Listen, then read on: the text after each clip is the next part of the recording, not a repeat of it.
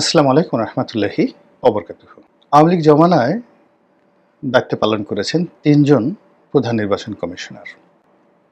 রকিবুল হুদা, নুরুল হুদা এবং হাবিবুল আওয়াল। এই ৩ জনের বিরুদ্ধে বাংলাদেশের বৃহত্তম দল বিএনপি মামলা করেছে। এবং এই মামলার জেরে আ জনাব নুরুল হুদা তাকে প্রথমে গ্রেপ্তার করা হয়েছে। তারপরে হাবিবুল আওয়ালকে গ্রেপ্তার করা হয়েছে বলে এখন পর্যন্ত আমি জানি। তো হাবিবুল আওয়াল সাহেবকে কিভাবে গ্রেপ্তার করা হয়েছে, কোথায় আছেন তিনি, বা কি হচ্ছে না হচ্ছে সেটা নিয়ে মানুষের অত আগ্রহ নেই। কিন্তু নুরুল হুদা সাহেবের সঙ্গে যে আচরণ করা হয়েছে সে আচরণ নিয়ে সারা বাংলাদেশ তোলপাড়। সেই গ্রেপ্তারের আগেই সেখানে ছাত্র জনতা বা মব সৃষ্টিকারী যারা রয়েছেন তারা সেখানে গেলেন।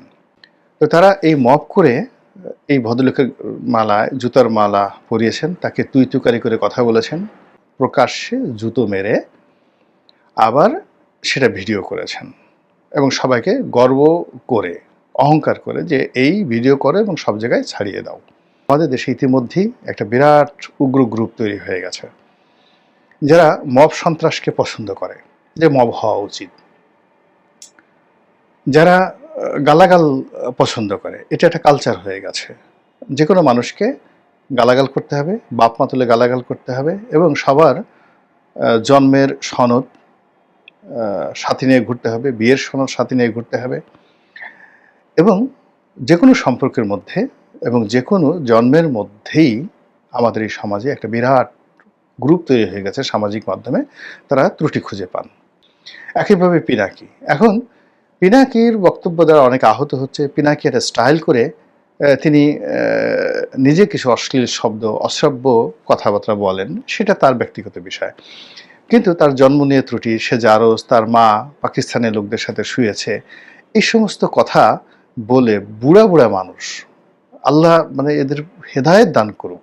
আবার এখন বিএনপির যারা লোকজন রয়েছে তারা যদি সীমা অতিক্রম করে, আগামীতে তাদেরকে নিয়ে কথা বলা হবে না, এটা বলা যায় না। তো যেটা বলছিলাম যে দেখেন, যে নুরুল হুদা সাহেবের উপর মানুষের ক্রোধ আছে, ক্ষোভ আছে, ঘৃণা আছে, এটা সত্য। কিন্তু সেগুলো প্রকাশ করার কতগুলো নিয়ম আছে। এখন আমাদের দেশে নয়, সারা দুনিয়াতে যেটা হয় সেটা হলো ডোনাল্ড ট্রাম্পের মূর্তি বানিয়ে তার পাছার উপর আচ্ছা মতো জুতো মারা হচ্ছে ওয়াশিংটন ডিসিতে। এটি নিয়ে ডোনাল্ড ট্রাম্পের রাগ হয় না, কিন্তু ডোনাল্ড ট্রাম্পের গালে জুতো মারা তো দূরের কথা, এরকম একটা যদি কোনো কাজ করা হয় পুরো আমেরিকাতে যুদ্ধ লেগে যাবে। এখন নুরুল হুদা সাহেব গ্রেপ্তার হবেন, কোর্টে নেবেন। এখন তার বিরুদ্ধে মিছিল হবে, তার কুশপুত্তলিকে দাহ হবে, ওকে। কিন্তু তাকে যেভাবে তার ঘরের মধ্যে ঢুকে যে মবটা তৈরি করা হয়েছে এবং এই মবের ফলে যারা মব সন্ত্রাস করতে ইচ্ছুক বা যে সমস্ত মানুষ যাদের প্রতি বিক্ষুব্ধ হয়ে আছে তাদের প্রতি প্রতিহিংসা চরিতার্থ করতে ইচ্ছুক, তাদের সাহস বেড়ে গেছে এবং এই জিনিসগুলো চলতেই থাকবে। ফেসবুক দেখেন, ইউটিউব দেখেন, প্রায় ১ ডজন বিচারপতিকে টার্গেট করা হয়েছে যারা আওয়ামী লীগ জমানাতে ছিল। সেখানে সাবেক প্রধান বিচারপতি থেকে শুরু করে অ্যাপিলেট ডিভিশনের বিচারপতি এবং আরও অনেক বিচারপতি, প্রায় ১ ডজন বিচারপতি। অনেকে চাকরিতে আছেন কিনা জানি না, অনেকে পলাতক, অনেকে দায়িত্ব থেকে তাদেরকে বাদ দেওয়া হয়েছে, কিন্তু তারা সর্বোচ্চ আদালতের বিচারক। এখন সেই ১ ডজন বিচারকদেরকে টার্গেট করে এই ফেসবুকে বিভিন্ন রকম পোস্টার ব্যানার বানিয়ে তাদেরকে গ্রেপ্তার করা, তাদেরকে জুতোর মালা পরানো, তাদের সঙ্গে একেবারে নুরুল হুদা সাহেবের সঙ্গে যে ধরনের ব্যবহার করা হচ্ছে, এরকম ব্যবহার করার জন্য ফেসবুকে কিন্তু উস্কানি দেওয়া হচ্ছে।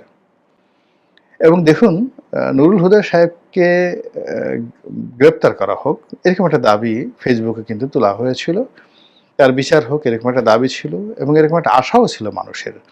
কিন্তু আমরা কেউ কল্পনাও করিনি যে তার বাসায় ঢুকে তাকে এইভাবে মব সৃষ্টি করে গণপিটুনি দেওয়া হবে, তার গালে জুতো মারা হবে, তারপর জুতোর মালা পরানো হবে। এটা আমরা কেউ কল্পনা করিনি। তো আমরা উপজেলা পর্যায়ের একজন মুক্তিযোদ্ধা, ইউনিয়ন পর্যায়ের একজন আওয়ামী লীগ নেতা গাছের সঙ্গে বেঁধে তার গলায় জুতোর মালা পরানো হচ্ছে, তাকে মারা হচ্ছে, এই দৃশ্যগুলো আমরা দেখে আহত হয়েছি। কিন্তু সাংবিধানিক পদে সিইসির মতো একটা পদ, প্রধান বিচারপতির মতো একটা পদ, সেনাপ্রধানের মতো একটা পদ, আইজির মতো একটা পদ, এখানে এইরকম একটা ঘটনা ঘটবে এটা তো আমরা কখনো কল্পনা করিনি। কিন্তু সেই ঘটনা কিন্তু ঘটে গেছে। ইট মিনস মবের যে সংস্কৃতিটা, এটা সেনাপ্রধান যেটা বলেছেন, ডক্টর ইউনূস বলেছেন, ঘোড়ার ডিম, কিছুই হয়নি, বরং উল্টো হয়ে গেছে, সম্পূর্ণ উল্টো হয়ে গেছে। আর এটা এখন যেভাবে ফেসবুকে অন্যান্য টার্গেটেড লোকদেরকে মারার জন্য, তাদেরকে এভাবে জুতো পেটা করার জন্য, তাদের বিরুদ্ধে মব তৈরি করার জন্য যেভাবে প্রচারণা চালানো হচ্ছে এবং যেভাবে মবকারী, আপনি চিন্তা করেন যে যারা মব করছে বা যারা অন্যায় করে তারা সংগঠিত, যারা অপরাধ করে তারা সবসময় সংগঠিত। ফলে এই প্রচার এবং প্রোপাগান্ডা দ্বারা যে জনমত তৈরি হচ্ছে এবং যে সন্ত্রাস তৈরি হচ্ছে, যে ঘৃণা তৈরি হচ্ছে, যে বিদ্বেষ তৈরি হচ্ছে, এবং এটা যদি বাস্তবায়িত হয় বিচারপতিদের ক্ষেত্রে, দেশ থাকে? বিচার বিভাগ থাকে? এখন আমাদের বিচার বিভাগ অনেক সুমোটো রুল করেছে, অনেক ক্ষমতা দেখিয়েছে। আওয়ামী লীগ আমলে অনেক ক্ষমতা দেখিয়েছে, এমনকি আওয়ামী লীগের বিরুদ্ধে ক্ষমতা দেখিয়েছে, এরশাদের জমানাতে এরশাদের বিরুদ্ধে ক্ষমতা দেখিয়েছে। কিন্তু এখন কি হলো? এই মবের ভয়ে সব কিছু যেন তছনছ হয়ে গেছে। ফলে এই বিচার অঙ্গনের ১ ডজন বিচারপতির ছবিকে পোস্টার বানিয়ে, লিফলেট বানিয়ে যেভাবে প্রচার করা হচ্ছে ওদেরকে ধরার জন্য, ওদেরকে জুতো পিটা করার জন্য, ইত্যাদি ইত্যাদি, এটা শোভনীয় নয়। অন্যদিকে নুরুল হুদার এই গ্রেপ্তারের পরেও আমাদের সমাজের অনেক শিক্ষিত লোক, অনেক যাকে বলা হয় সেলিব্রিটি, তারা বলছে, তারা এটা নিন্দাবাদ জানাচ্ছে না। তারা বলছে যে উনি যে অন্যায় করেছেন তাকে যদি ১০০ বার ফায়ারিং স্কোয়াডে নিয়ে মারা হয় তবুও তার অপরাধের শাস্তি পর্যাপ্ত হবে না। চিন্তা করেন যে আমরা উগ্রতার কোন পর্যায়ে চলে গেছি। এবং এই যে মেসেজগুলো দেশের বাইরে যাচ্ছে, বিনিয়োগ আসবে, এই মেসেজগুলো দেশের বাইরে চলে গেছে। চট্টগ্রাম বন্দর যারা চালাতে চান, আপনি আনতে পারবেন না। জনাব ইউনূস, আপনি আনতে পারবেন না। এই মব বন্ধ করেন আগে, সবার আগে।